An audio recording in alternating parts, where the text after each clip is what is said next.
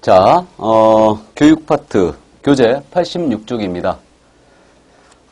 교육인데요. 그 교육 부분이 지금 현재 개정이 된 부분들이 있죠. 그래서 이제 대폭 작년서부터 이제 교육이 바뀌었는데요. 이 부분을 또 이제 주의를 하셔야 되겠네요. 그래서 올해도 출제가 지금 예상이 되는 부분이기 때문에 주의를 해주시기 바랍니다.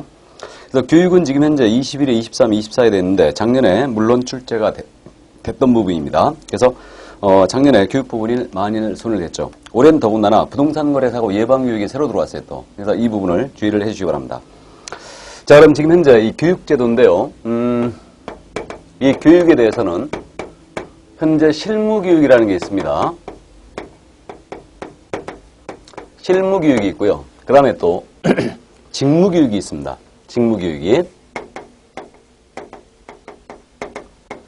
그 다음에 연수교육이 있어요. 연수교육이 있고, 그럼 마지막으로 부동산 거래사고 예방교육이 있어요. 부동산 거래사고 예방교육.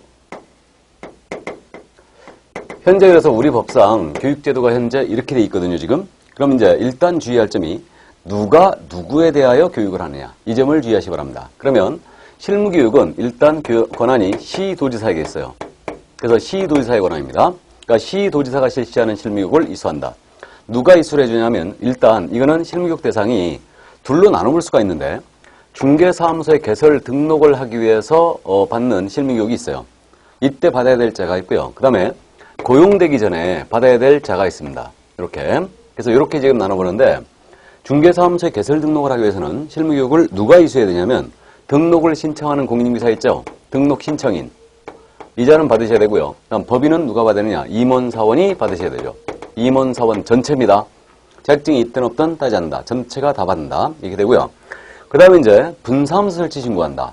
그럼 분사무소 설치 신고할 때는 누가 실무교육 받아야 돼요? 책임자죠. 그러니까 책임자가 이렇게 실무교육을 받아야 돼요. 그러니까 등록을 한다. 분사무소 설치 신고할 때는 신청인, 법인의 임원사원, 분사무소의 책임자가 대상이에요. 그 다음 이제 고용되기 전에 받아야 할 자가 있는데 그 자가 바로 누구냐? 소속 공인중개사예요. 그래서 소속 공사가 고용되기 전 이제 실무교육을 이수를 해야 됩니다. 그러니까 결국은 자격증이 있는 자는 전부 다 실무교육 대상이고 임원 중에는 자격증이 없는 자도 있지만 그 자는 임원은 대상이라는 얘기죠. 이 얘기입니다. 그래서 이렇게 이해하시고 그럼 실무교육은 언제까지 받아야 되냐? 이거는 등록 전 1년 내에 이수를 한다. 그래서 등록 전, 고용되기 전 1년 내에 실시하는 실무교육을 받는 거예요. 그래서 시도지사가 실시하는 그 교육을, 실무교육을 등록 전, 고용되기 전 1년 내에 이수한다. 그럼 개업공사가 폐업신고 후 1년 내에 재등록을 한다. 그럼 이때는 실무교육을 면제합니다.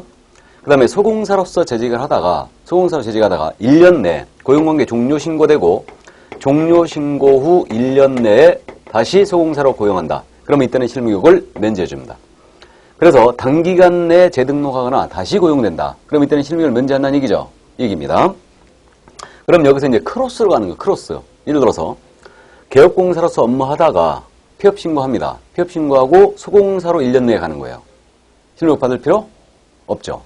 또 마찬가지로 거꾸로 소공사로서 재직하다가 고용관계 종료신고가 되고 1년 내에 등록을 들어가는 거예요. 그럼 역시도 실무교육을 면제합니다. 그래서 크로스로 가는 것도 면제한다. 그 점 이해해 두시고 그럼 실무교육의 목적은 어떻게 되냐? 실무교육의 목적, 내용은 어떻게 되냐면요. 그 중개 관련 법률 지식을 기르기 위한 내용. 법률 지식을 기르고 그 다음에 중개 및 경영 실무 이걸 기르고 그 다음에 직업윤리를 내용으로 합니다. 그래서 법률 지식, 중개 및 경영 실무, 직업윤리를 내용으로 하고 있죠. 그 다음에 실무교육 시간은 어떻게 되냐면 실무교육 시간은 법정 시간이 28시간 이상 32시간 이하로 합니다. 28시간 이상 32시간 이하. 그럼 이것은 28시간 일단은 현재 4일을 우리 협회에서 교육을 위탁받아 시행하고 있죠. 4일을. 그래서 현재 28시간 이상 32시간이다. 요거 갭이 4시간이죠?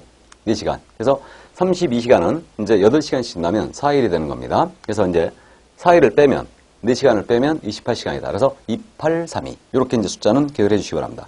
2832다. 자, 그래서 이제 교육 여기까지 이해를 실무교육은 여기까지 이해해 두시고요. 다음 이제 직무교육이에요. 그럼 직무교육 실시권자가 이번에 지금 바뀌었는데 원래 직무교육 실시권자도 원래는 시도의사거든요. 근데 시도의사 이번에 등록관청이 추가됐어요. 또는 등록관청이에요. 또는 등록관청. 그러니까 시도지사 또는 등록관청이 실시하는 실무교육을 이수합니다. 그래서 직무교육에는 등록관청이 들어갔다는 게 아주 좀 독특합니다. 그럼 이자가 실시하는 직무교육을 이수하는데 대상은 누구냐? 대상은 중개보조원이에요. 그래서 중개보조는 오직 직무교육의 대상만 되는 겁니다. 현재 중개보조는 직무교육 대상만 된다. 이 점 주의를 해주고요. 그러면 이 중개보조는 언제까지 직무교육을 받아야 되느냐? 이거는 고용되기 전이죠. 고용되기 전 1년 내에 실시하는 직무교육을 이수해야 된다. 고용되기 전 1년. 그럼 마찬가지로 고용관계 종료 신고 후 1년 내에 다시 중개보조로 근무하는 거예요. 다시. 그럼 이때는 직무교육을 면제합니다. 이거. 그럼 직무교육의 내용은 어떻게 되느냐? 직무교육의 내용은 일단 직업윤리를 내용으로 합니다. 직업윤리를. 그러니까 보조는 단순한 보조하기 때문에 뭐 법률 지시라든가 이런 거 할 일이 없죠. 그러니까 직업윤리를 내용으로 일단 하고 있죠. 그래서 이렇게 되고요. 자, 그 다음에 이제 교육시간은 어떻게 되냐? 교육시간. 요 시간은, 일단 교육시간은, 이거는 3시간 이상, 4시간 이하로 돼 있죠. 3, 4시간. 3, 4시간. 그래서 반나절이죠? 그러니까 3, 4시간이다. 이렇게 기억합니다. 자, 그래서 여기까지 직무교육을 숫자를 기억을 해 주시고요. 자, 그 다음에 이제 연수교육으로 넘어갑니다. 이 연수교육은 말 그대로 보수교육의 성격을 띠고 있는 거예요. 보수교육. 그러니까, 보수라는 말, 우리가 지금 건물이 만약에 망가졌다. 그럼 보수하듯이 우리도 이제 업무를 쭉 해오잖아요. 해오면 이제 법이나 제도가 바뀔 수가 있죠. 그러니까 이제 다시 교육을 받는 겁니다. 이게 연수교육이다. 이게. 자, 그럼 연수교육을 받는데 연수교육 실시권자는 누구냐? 마찬가지로 시도지사예요. 그래서 시도지사가 연수교육 실시권자가 되고 있고요. 이자가 되고 있고, 이자가 실시하는 연수교육을 누가 이수해야 되느냐? 실무교육을 받은 개업공인중개사. 개업공사가 대상이고요. 그 다음에 소속공인중개사도 대상입니다. 그래서요, 개업공사와 소공사가 바로 연수교육의 대상이 되고 있다는 거죠. 개공과 소공입니다. 그럼 중개보조는 오직 직무교육의 대상만 현재 되고 있죠. 여기까지. 자, 그러면 그 점 개공과 소공이 연수교육 대상이라는 점 이해해 두시고, 그럼 연수교육은 어떻게 받느냐? 이거는 매 실무교육 받은 후 매 2년마다 이수를 해야 됩니다. 매 2년만이다. 그래서 2년마다 이수를 해줘야 되죠. 그래서 이 점 주의하시고요. 그럼 연수교육은 이제 2년마다 받아야 되니까 잊어버릴 수 있죠. 그러니까 이제 통지를 해줍니다. 통지를 해주는데, 그래서 2년이 되기 2개월 전이에요. 2개월 전까지 대상자에게 연수교육의 일시, 장소, 내용을 모두 통지해줍니다. 그래서 2개월 전까지 대상자에게 통지해준다. 이렇게 됩니다. 이거 2년에 2개월이네요. 연수교육은 숫자 이렇게 합니다. 그래서 2년마다 받아야 되고 2개월 전까지 통지를 해준다. 이 점을 주의해 주시고요.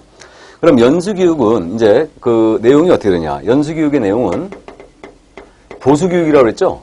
그러니까 이것은 법이나 제도가 바뀐 사항이 있는가? 법, 제도의 변경사항, 교육 내용으로 합니다. 그 다음에 또 중개 및 경영실무, 그 다음에 직업윤리를 내용으로 하고 있죠. 그럼 지금 현재 여기까지 직업윤리는 언제나 들어가고요. 지금 실무교육은 여기 법률 지식이 들어가 있죠. 근데 여기 연수교육은 그 대신에 법 제도의 변경사항이 들어가 있습니다. 그래서 이게 그래서 연수교육의 성격을 나타내고 있고요.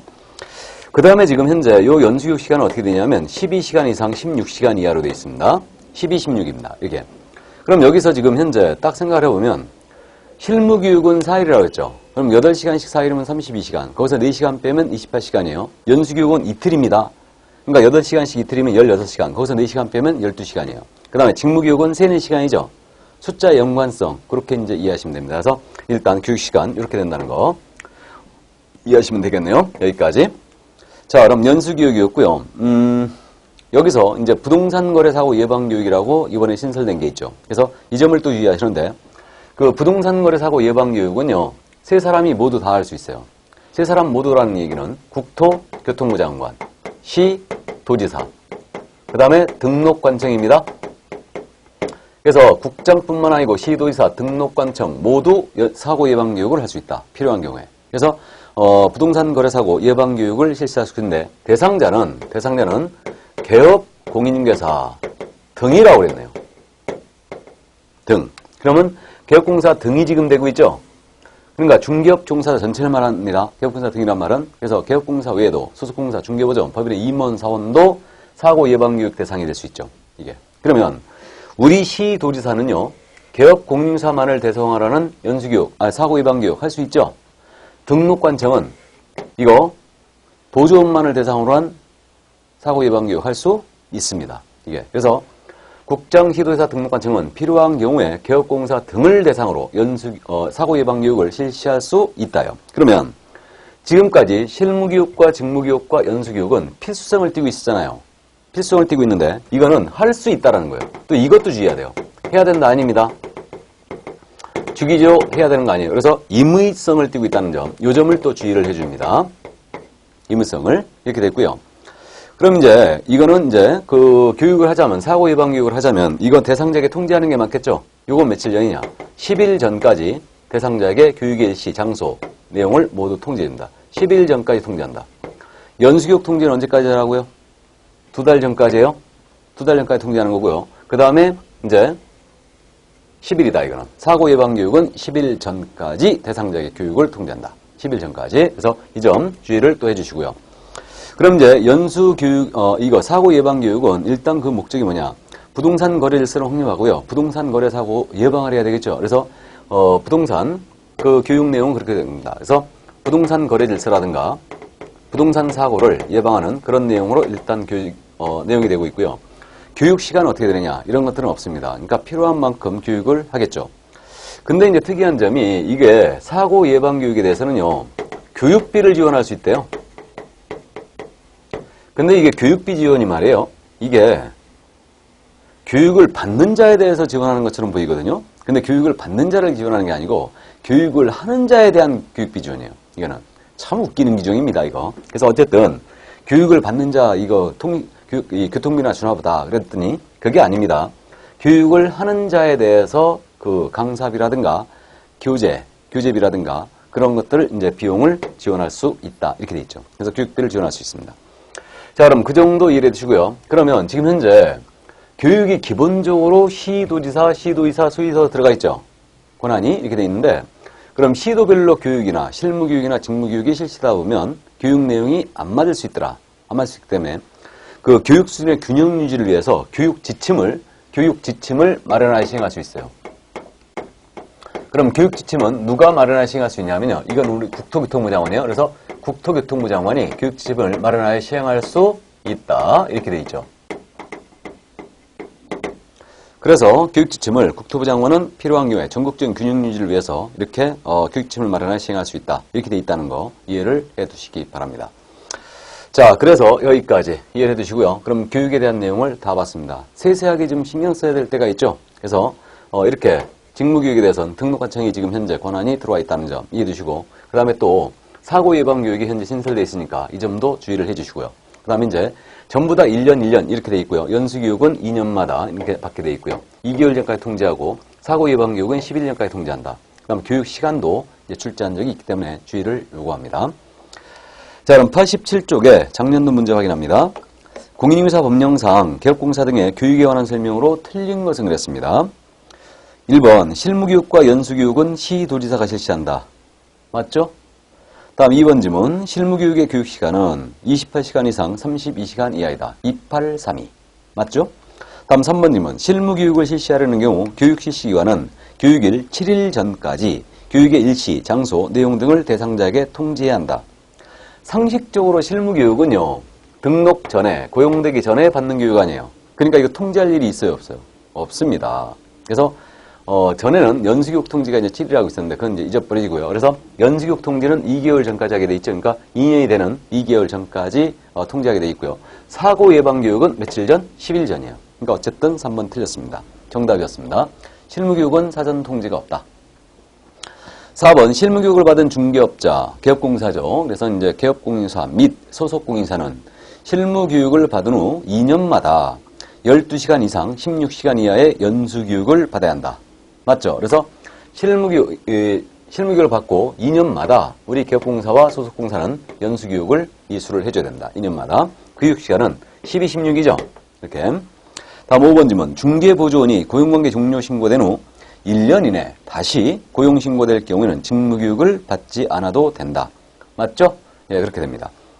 그럼 여기서 말이에요. 이 교육권의 상호관계인데 연수교육을 받았다 하여 실무교육을 다시 받느냐. 이거 교육이 서로 틀리죠? 이런 거.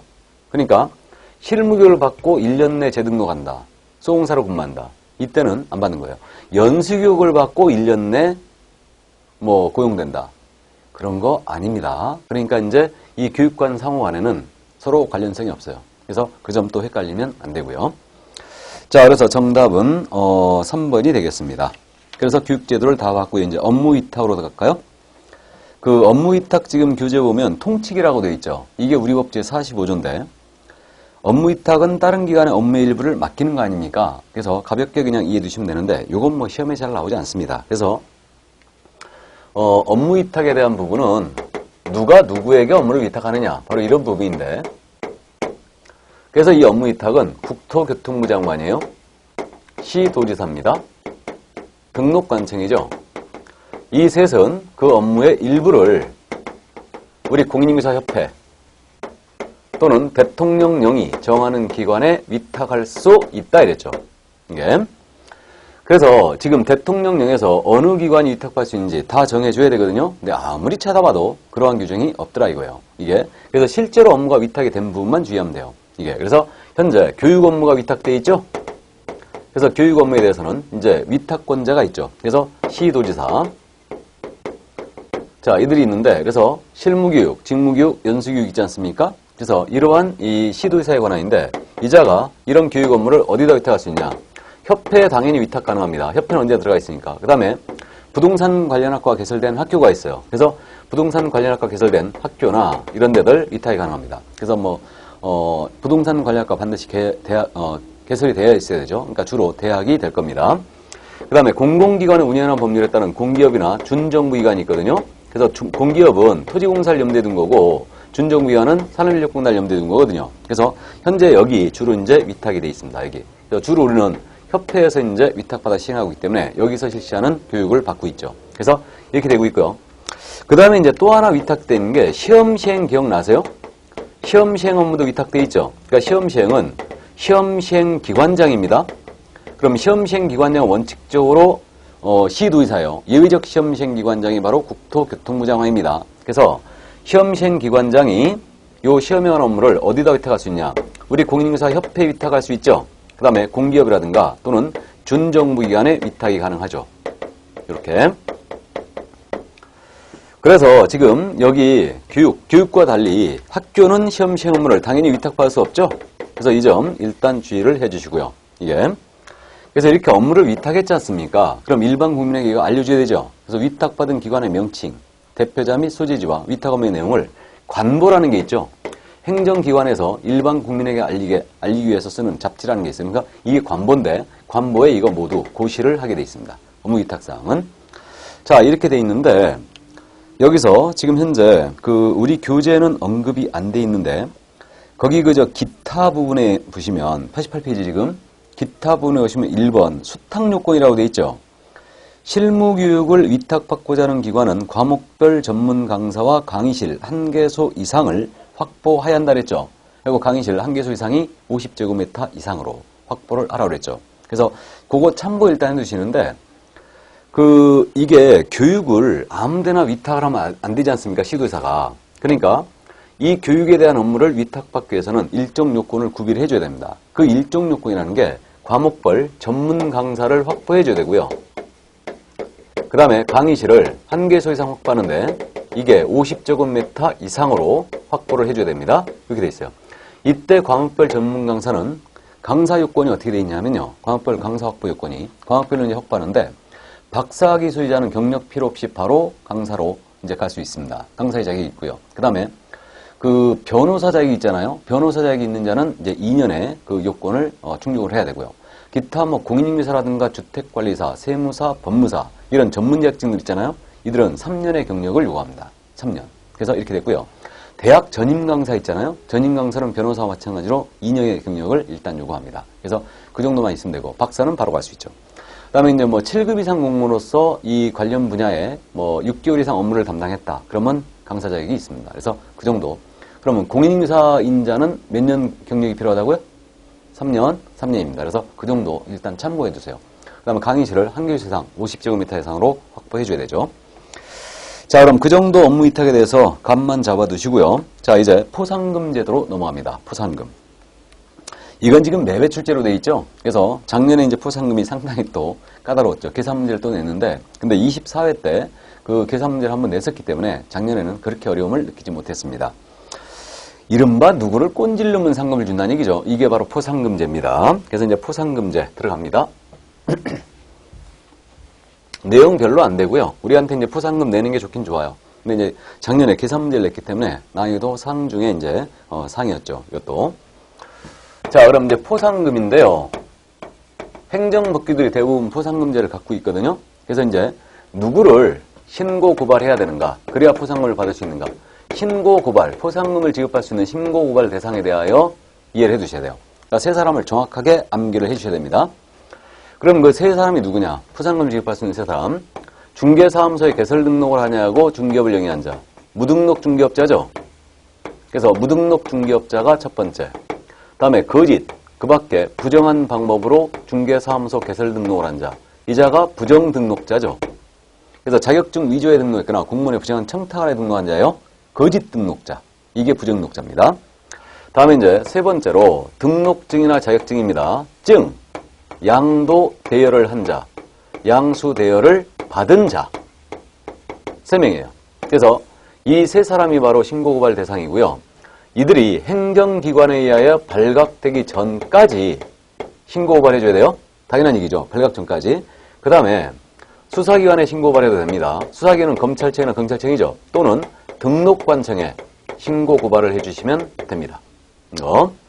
그러면 이 세 사람을 신고고발해야지 포상금을 주니 만약에 이중 등록을 하고 중개업을 영위한 자, 이중 소속을 하고 중개업을 영위한 자, 금지 행위를 한 자, 부동산 거래 사고, 부동산 거래 신고를 하지 아니한 자, 이런 자들 모두 대상이 아니란 얘기죠, 이거. 그러니까 정확하게 암기하고 있어야 돼요. 정확하게. 그래서 그 점 일단 주의를 해주시고요. 이게 그러니까 이제 이런 식의 지문. 등록관청은 금지행위 한 자를 신고 고발한 자에게 포상금을 지급할 수 있다. 이렇게 했잖아요? 그럼 틀렸죠. 그러니까 금지행위 한 자는 아니란 얘기죠, 이거. 이 얘기입니다. 그래서 틀렸어요. 이거는. 자, 그래서 이런 거 이제 주의를 해주시고요. 그 다음 이제 포상금의 지급 절차거든요. 포상금의 지급 절차는 어떻게 되느냐. 일단, 포상금 지급권자가 있습니다. 포상금의 지급권자는 일단 등록관청이에요. 그래서 등록관청은 무등록업자들을 신고한 자에게 포상금을 지급할 수 있다. 이렇게 돼 있죠. 그러니까 지급권자는 일단 등록관청이 됩니다. 그럼 신고고발 해놓고요. 가만히 있으면 포상금 주는 거 아니에요. 포상금의 지급 신청서를 제출해야 돼요. 그래서 서식이 있는데 포상금 지급 신청서를 제출하되 이거 그럼 어디다 제출하겠어요? 등록관청에 내야 되겠죠. 여기다 제출합니다. 그래서 수사기관에 신고발을 할 수 있거든요. 근데 수사기관에 신고발했다 하더라도 포상금의 지급 신청서는 등록관청에 내야 돼요. 여기가 지급권자니까. 자, 그 다음에 이제 포상금의 지급 신청서 제출했어요. 그럼 이제 등록관청이 포상금 이거 수사기관의 처분 내용을 줘야 합니다. 처분 내용을 줘야 하는데 이때 결과가 어떻게 나와 있냐면 검사가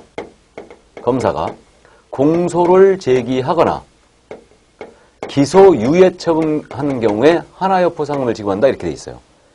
그럼 공소제기가 뭐냐? 공소제기는 기소를 했다는 얘기예요.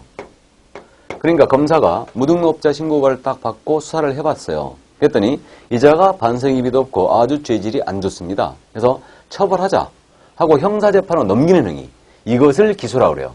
이 기소가 바로 공소제기 아니겠습니까? 그래서 공소제기가 되거나 기소유예를 해야 된다. 그럼 기소유예는 그거 아니에요. 기소를 검사가 자기 선에서 유예해버린 거예요. 봐줘버린 거죠. 그래서 기소독점주의라고 돼 있거든요. 그러니까 우리는 기소권이 원칙적으로 검사에게만 있습니다. 그러니까 검사가 수사를 쫙 해봤어요. 무등록업자가 분명히 맞거든요. 근데 이자가 생계형이에요. 굶어 죽게 생겼으니까 포상금으로 나선 겁니다. 그러니까 반생이비도 뚜렷하고 정가도 없어요. 그래서 검사가 자기 선에서 정상을 참작해서 범죄가 되긴 되는데 자기 선에서 풀어줘버린 거예요. 그럼 기소유예는 그냥 풀려나는 겁니다. 봐줘버리는 거예요, 검사가. 그러나 죄가 되긴 된 거죠.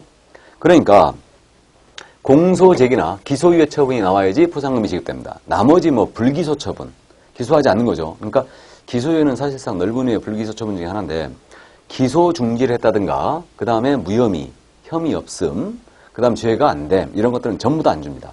공소제기나 기소유예가 있어야 돼요. 그래야 지급됩니다. 그럼 이제 등록과청이 이런 결과가 나오면 포상금의 지급 결정을 할 거 아니에요. 그럼 지급 결정한 날부터 포상금은 1월 내에 지급하게 되어 있습니다. 1월 내에 지급한다. 1월. 기억해야 되죠? 그러니까 1월 내에 지급합니다. 그래서 우리가 자격증 교부가 1월이에요. 자격증 교부가 1월이고 그 다음에 포상금 지급도 1월이다. 그러니까 빨리 줘야 되는 게 1월이에요. 빨리 줘야 되는 거. 그래서 그 점 이해를 일단 해주시고요. 그래서 1월 내에 지급하게 되어 있고요. 그 다음에 이제 포상금 지급을 합니다. 그럼 지급을 할 때 건당 얼마냐? 건당 이건 50만 원을 지급합니다. 확정금이에요. 50만 원 이내가 아닙니다. 건당 50만 원이다. 이렇게 되고요. 그럼 이 금액은 등록관청이 지급하잖아요. 그러니까 이 금액은 그 국고에서, 국고는 나라를 말하죠. 그래서 국고에서 2분의 1까지, 100분의 50이죠. 100분의 50까지 보조할 수 있다 그랬어요. 보조할 수 있다. 보조해야 된다도 아니에요. 정확하게 이해하세요. 그러니까 2분의 1까지 보조할 수 있다. 나라에서. 왜 그런지 아시겠죠? 만약에 이 동네 무등록업자 신고가 너무 많이 들어왔어요. 그래서 포상금이 다 소진돼갖고 예산이 이제 없다. 그럼 더 이상 지급을 못하게 되니까 국고에서 2분의 1까지 보조할 수 있다. 이렇게 돼 있는 거죠. 자, 그 다음에 이제 포상금을 이제 지급을 하게 되는데 특이한 지급. 하나의 사건입니다. 하나의 사건에 대하여 2건 이상의 신고고발이 접수했어요. 그럼 누구한테 주는 게 맞겠어요? 먼저 신고한 자에게 주는 게 맞죠? 그래서 최초로 신고고발한 자에게 지급을 합니다. 지급을 하고 하나의 사건에 대하여 2인 이상이 공동으로 신고고발 들어왔거든요. 그럼 이때는 균분하게 지급해야 되겠죠? 다만 포상금 지급에 관하여 그들이 약정을 했어요. 이거. 그래서 약정이 있으면 약정된 대로 지급을 해줍니다. 이게 우선이죠. 그러니까 A, B가 공동신고 들어왔는데 A는 40만 원, B는 10만 원 받기로 했다. 그럼 약정된 대로 지급해주고 그러한 약정이 없으면 공동신고 들어오면 이때는 균분하여 지급을 해줍니다. 여기까지. 그러니까 약정 지급이 우선이에요? 균분 지급이 우선이에요? 약정 지급이 우선이죠? 이렇게 됩니다. 여기까지. 자, 그래서 이제 포상금 지급에 대한 내용을 이제 다 봤습니다. 다 봤고요. 뭐 내용 별로 없지 않습니까? 근데 이걸 갖다가 24, 25회 때 계산 문제를 출제했기 때문에 상당히 어려웠죠. 자, 그러면 계산 문제 한번 해볼까요? 89쪽에 문제가 있죠. 작년 문제였습니다. 공인중개사 법령상 갑과 을이 받을 수 있는 포상금의 최대 금액은 얼마인가? 이랬습니다. 자, 조건 제시가 갑은 개설 등록을 하지 않냐고 중개업을 한 A를 고발하여 A는 기소 유예 처분을 받았다. 자, 일단 지금 갑이 지금 A를 신고발했죠. A. 그러니까 개설 등록하지 않고 중개업을 한 A. 그러니까 무등록업자 A죠. 그러니까 무등록업자 A를 신고하여 A로부터 그 기소유예를 받았죠. 그럼 포상금 지급받을 수 있죠. 그래서 일단 A는 50만 원. 이렇게 됩니다. 그 다음에 두 번째. 거짓의 부정한 방법으로 중개사무소 기소등록한 B에 대하여 갑이 먼저 신고하고 뒤이어 을이 신고하였는데 검사가 B를 공소 제기하였다. 공소 제기했다는 얘기는 기소했다는 얘기죠. 그럼 포상금 지급 조건이 됐고요. 그 다음에 B에 대하여 이자는 부정한 방법으로 등록을 했죠. 그러면 이때 갑이 먼저 신고한 거예요. B에 대해서 먼저 신고했습니다. 그 다음에 공소지기 받았으니까 일단 갑에게 50만 원 조건이 됐죠. 근데 을이 뒤이어 신고했다고 했어요. 그래서 뒤이어 을이 신고했는데 을에게는 B에 대해서는 지급이 안 되는 거죠. 갑이 신고한 다음에 지금 을이 신고했으니까 이렇게 됩니다. 자, 다음에 이제 세 번째입니다. 갑과 을은 포상금 배분하거나 합의 없이 공동으로 공인자격증을 다른 사람에게 대여한 시, 이거 자격증 양도 대여한 자 받은 자도 포상금 지급 조건이 되죠. 그러니까 시를 신고했는데 검사가 공소 제기했지만 시는 무죄 판결을 받았다 그랬어요. 무죄 판결. 그럼 공소 제기를 했지만 무죄 판결을 받아 함정이었습니다. 전혀 관련이 없죠. 공소 제기가 되면 판결과 관계없이 포상금 나가는 겁니다. 그러면 여기 지금 그 시에 대해서는 공동으로 신고 들어갔죠. 그냥 공소 제기 됐으니까 이거 약정이 없었어요. 포상금 주기에 대해. 그러면 시에 대해서 갑 25만 원, 을도 25만 원입니다. 시에 대해서 이렇게 되죠. 다음 이제 네 번째입니다. 을은 중개사무소 등록증을 대여받은 D와 E를 신고했대요. D와 E를 신고했는데 검사는 D를 무혐의 처분했어요. 무혐의 처분은 줘야 안 줘요? 안 주죠. 그럼 D는 안 주는 겁니다. E를 공소제기하였으나 문제 판결을 받았다. E를 공소제기했대요. 그럼 결국은 D에 대해서는 을이 신고했는데 이건 무혐의 받았으니까 못 받고요. 그 다음에 E를 신고했는데 이자는 공소지기가 됐죠. 그러면 이제 무죄 판결을 받았지만 이거는 판결과는 관계없습니다. 그래서 50만 원 지급이 되겠죠. 그러면 A, B, C, D, E는 갑 또는 을이 위 신고 고발 전에 행정기관에 의해 전부 다 발각되지 않았대요. 그러면 행정기관에 발각되지 않았으니까 이제 이대로 지급을 하겠죠. 그럼 이제 요 갑입니다. 갑이 받을 금액은 토탈 합치면 얼마? 125만 원 됐고요. 그 다음에 여기 을입니다. 을이 받을 금액은 둘이 합치면 C와 E에 대해서 가능하죠. 그러니까 얼마? 75만 원이 됩니다. 짭짤하네요. 네, 짭짤합니다. 그래서 정답은 4번이 되겠습니다. 갑 125만 원, 을 75만 원 이렇게 했습니다. 자, 그래서 거기까지 이해를 해두면 되겠네요. 이게 범죄자를 신고했는데 만약에 무죄 판결 받으면 잘못하면 무고죄로 처벌될 수 있어요. 무고죄. 이게. 그래서 무죄 판결 받아버리면. 그래서 일단 거기까지. 자, 그러면 이제 포상금 계산 문제를 냈습니다. 그래서 이 문제가 상당히 좀 까다로웠죠. 그러니까 문제 지문이 까다롭긴 했는데 이게 사실상 진정한 실무 문제가 되긴 되는 거죠. 우리가 풀기는 상당히 어려웠습니다. 자, 그럼 이제 넘어가죠. 수수료로 넘어갑니다. 수수료인데 그 수수료 납부 사유를 암기하는 거예요. 그래서 이제 작년에 오래간만에 수수료에 대해서 출제가 됐죠. 그래서 우리는 지방자치단체 조례가 정하는 바에 따른 수수료거든요. 그래서 이건 단순 그냥 암기사항으로 하시면 됩니다. 그래서 수수료 납부 사유인데 이걸 행정수수료라고도 부르고요. 이것을 지방자치단체 조례가 정하는 바에 따른 수수료 납부예요. 그럼 지방자치단체라는 게 두 가지가 있잖아요. 시도가 있고 시, 군, 구가 있죠.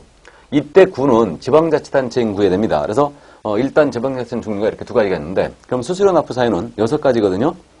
먼저 우리 응시수수료 있잖아요. 이게 있고 그 다음에 자격증 재교부 신청할 때 수수료 있었죠. 그 다음에 등록 신청 수수료가 있어요. 이게 있고 등록증 재교부 신청합니다. 그럼 이때도 수수료가 있죠. 그 다음에 이제 분사무소 설치 신고 수수료가 있습니다. 그 다음에 신고 필증을 분실했잖아요. 그럼 역시 재교부 신청합니다. 그럼 이때도 역시 수수료가 있죠. 이렇게. 이게. 그래서 지금 현재 이 수수료 납부 사유는 지방자치단체 조례가 정하는 바에 따른 수수료 납부 사유인데 6가지가 규칙이 있다는 거죠. 규칙이. 이게. 그래서 응시수료는 자격증 받기 위함이죠. 그 다음에 등록 신청수는 등록증 받기 위함이죠. 분사무 설치 신고수는 신고필증 받기 위함이죠. 그러니까 결국은 증을 받기 위해서 신청할 때 3번이네요. 그죠? 증을 받기 위해서 신청한 3번. 그 다음에 재교부 신청할 때 몇 번? 3번이네요. 이렇게. 그래서 기억을 이렇게 합니다. 우리 법상 지방자치단체 조례가 정한 바에 따른 수수료 납부 사유는 증과 관련이 있다. 그러니까 증과 관련이 있는데 증 교부 신청할 때 몇 번? 3번. 재교부 신청 몇 번? 3번입니다. 이렇게 돼요. 이렇게 암기합니다. 정확하게 얘기하면 증을 받을 때는 내는 게 아니에요. 신청할 때 내는 거다. 일단. 그래서 일단 그 점 주의하시고 그럼 이것이 시도조례냐 시군구조례냐 이 문제가 있어요. 그러면 이건 관할과 연결된다. 응시수료와 자격증 재교부 신청 수료 이것은 지금 관할이 시도지사의 관할이죠. 그러니까 이거는 어디 조례? 시도조례죠. 이거. 시도조례고 그 다음에 이 네 군데 이 네 가지는 관할이 시군구청장이죠. 지금. 그러니까 이거는 시군구조례가 되는 겁니다. 이렇게 이해하시면 돼요. 관할이. 다만 이 구가 지방자치단체인 구해야 돼요. 즉 자치구해야 됩니다. 그러니까 지방자치단체인 구는요. 특별시나 광역시에 있는 구들만이에요. 그러면 예를 들어서 성남시 분당구다. 그럼 성남시는 특별시나 광역시가 아니죠. 그러니까 일반 시에 있는 이른바 여러분들 공법시에 공부했던 대도시. 대도시에 있는 구들은 지방자치단체 구가 아니에요. 행정구입니다. 그걸 비자치구라고 그러죠. 그래서 일단 이 구가 지방자치단체인 구해야 되죠. 왜? 지자체 조례라고 그랬으니까. 일단 그래서 이렇게 된다는 점 일단 이해만 해두시고요. 자, 그래서 여기까지고 지금 그럼 시험을 지금처럼 위탁 시행한다. 그럼 위탁 시행할 때는 위탁받은 자가 정하는 수를 내는 게 맞죠? 그래서 지금처럼 시험을 위탁할 때는 위탁받은 자가 위탁한 자의 승인을 얻어서 결정공론화 수를 내게 돼 있고요. 그러니까 여러분들은 최종적으로 응시수료는 산업인력공단이 현재는 정하는 수를 내는 겁니다. 그 다음에 국토부 장관이 직접 시험을 시행할 수도 있는데 국토부 장관이 직접 시험을 시행할 때는 이때는 국토부 장관이 정하는 응시수를 내줘야 돼요. 그래서 이렇게 돼 있다는 점 이해해 주시고 자격증 재규부 업무 있지 않습니까? 자격증 재규부 업무를 위탁할 수도 있어요. 그래서 위탁했을 때는 그 위탁받은 자가 위탁한 자의 승인을 얻어서 결정문화 수수료를 내게 되어 있습니다. 일단 참고사항으로 해두시고 원칙, 시도조례, 시군구조례다. 관할이 누구냐 이렇게 이해하시면 돼요. 자, 그래서 그 정도 이해해 두시고요. 그러면 이제 그 스피드 체크 잠깐 볼까요? 공인인증사 자격증을 교부받는 자는 지방자치단체 조례가 정하는 바에 따라 수수료를 납부해야 한다. OX, X죠. 교부받을 때는 내는 게 아니라고 했어요. 그래서 자격증을 받기 위해서 신청을 할 때 응시수수료 포함되어 있죠. 교부받을 때는 내는 게 아니에요. 응시수수료 포함되어 있습니다. 그래서 이렇게 되어 있고요. 또 이런 지문도 속으면 안 됩니다. 예를 들어서 이런 거 분사무소 설치 신고하는 자는 국토교통부령이 정하는 바에 따른 수수료를 납부해야 한다. 이렇게 냈어요. 이거 우리가 연습한 적 있죠? 틀렸죠? 그래서 분사무소 설치 신고하는 자는 국토교통부령이 정하는, 틀렸어요. 지방자치단체 조례죠? 또는 시군구조례라고 나와야 돼요. 구체적으로. 그래서 국토교통부령이 아닙니다. 그래서 그 수수료를 납부해야 합니다. 그러니까 수수료는 우리는 지자체조례다. 이렇게 기억해야 돼요. 지자체조례. 자, 그 다음 이제 그 작년에 나왔던 문제 한번 풀어봅니다. 공인인증사 법령상 관련 행정청에 수수료를 납부해야 하는 사유로 명시되어 있는 것을 모두 고른 것은 이랬습니다. 자, 그러면 증거할 일이 있다고 했어요. 그럼 기억, 중개사무소 개설등록 신청. 맞죠? 납부해야 되고, 니은, 분사무소 설치 신고. 있죠? 그래서 내야 되고요. 시군구조례죠. 둘 다 기억, 니은은. 디귿, 중개사무소의 휴업 신청. 휴업 신고죠? 이거. 신청이 어디 있습니까? 휴업 신고라고 그랬지. 근데 신청이나 신고나 뭐 똑같다고 그냥 이해하고, 넓은 마음으로 이해해주죠. 그래서, 휴업 신청. 이거는 수수료 납부하지 않습니다. 그 다음에 공사협정의 재교부 신청. 증 재교부죠. 그러니까 신청할 때 이제 수수료를 냅니다. 이건 시도조례죠. 원칙이. 그래서 정답은 기억, 니은, 리을이죠. 기억, 니은, 리을. 정답이 몇 번? 2번에 있네요. 그래서 디귿만 아니었습니다. 자, 그래서 여기까지. 이제 그 수수료까지 다 봄으로써 교육, 업무 위탁, 포상금을 다 봤습니다. 그래서 특히 이제 교육과 포상금지에 대해서 주의를 특히 요합니다. 그럼 오늘은 여기까지 하죠. 뭐 여기까지 하고 다음 시간에 공인인증사협회부터 나가도록 하겠습니다. 자, 여러분들 건강 주의하시고요. 저는 다음 시간에 이제 건강한 모습으로 뵙겠습니다. 수고하셨습니다.